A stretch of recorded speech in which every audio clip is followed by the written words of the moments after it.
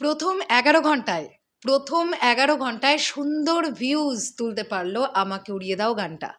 অবশ্যই আমাদের এটা মাথায় রাখতে হবে যে এই গানটা কিন্তু ফেসবুক থেকে ডিরেক্টলি আপলোড হয়নি। মেগাস্টার শাকিব খান থেকে শুরু করে নায়িকারা থেকে শুরু করে ডিরেক্টর থেকে শুরু করে প্রত্যেকেই কিন্তু শেয়ার করেছেন ইউটিউবের লিঙ্ক। তার মানে গানটা মেনলি কিন্তু এসেছে ইউটিউবে।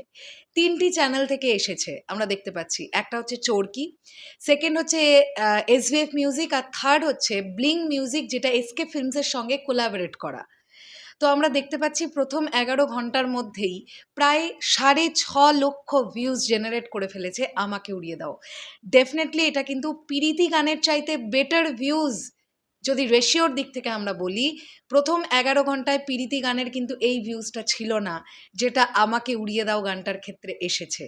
স্বাভাবিক, কারণ সিনেমাটার নাম রকস্টার। আমরা এইরকম একটা গান প্রত্যেকে এক্সপেক্ট করছিলাম, আর আমাকে উড়িয়ে দাও গানটা দর্শককে হ্যাপি করতে পেরেছে। এই পৃথিবীতে আপনি যত ভালো কাজই করে ফেলুন না কেন, 100% মানুষকে আপনি খুশি করতে পারবেন না। কিছু মানুষ থাকবেই যাদের খুঁত ধরা স্বভাব। তো সেই মানুষগুলোকে আমরা গোনায় ধরছি না। 95% অডিয়েন্সের এই গানটা প্রচণ্ড ভালো লেগেছে। আমরা সেই 95% অডিয়েন্সকে নিয়েই এগোচ্ছি। আর সেখান থেকে আমরা দেখতে পাচ্ছি চরকি থেকে ভিউজ, আমি যখন ভিডিওটা বানাচ্ছি এখন দেখাচ্ছে 4,18,000। 4,18,000 11 ঘন্টার মধ্যে চরকি থেকে ভিউজ এসছে। এরপরে আমরা এসভিএফ মিউজিক থেকে দেখতে পাচ্ছি 68,000 ভিউজ আমরা দেখতে পাচ্ছি।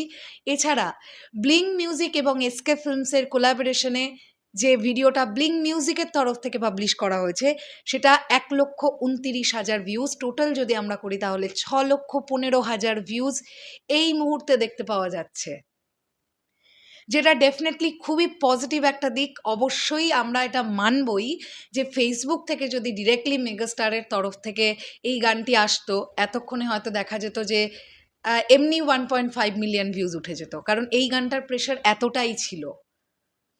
এটা নিয়ে কোনো ডাউটের জায়গা নেই। বাট তারপরেও সিনেমার টিম ভেবেছেন যে তারা গান বিক্রি করে দিয়েছেন, যারা গান কিনেছেন ডেফিনেটলি তাদের তরফ থেকে আসবে, কারণ এটা দেনা পাওনার ব্যাপার, বিজনেস অ্যাঙ্গেল।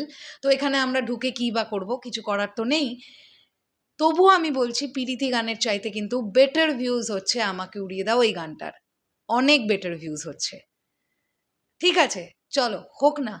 তবে একটা জিনিস আমি নোটিস করলাম, গানগুলো মেগাস্টারের তরফ থেকে না এলেও বিভিন্ন ভিডিও কন্টেন্ট যেগুলো গান বাদে, সেগুলো কিন্তু মেগাস্টার শাকিব খানের তরফ থেকে এসেছে, যদি আমরা খুব লক্ষ্য করে দেখি, তাই না? ম্যাক্সিমাম কন্টেন্টগুলোই কিন্তু এসেছে মেগাস্টারের ফেসবুক পেজের তরফ থেকে, যে কারণের জন্য ওরকম হিউজ একটা ভিউজ জেনারেট করতে পেরেছে। এই গানটা গতকাল এসেছে, আজকেই ভিউজ হলো আর কালকে হবে না, ব্যাপারটা তো এরকম নয়।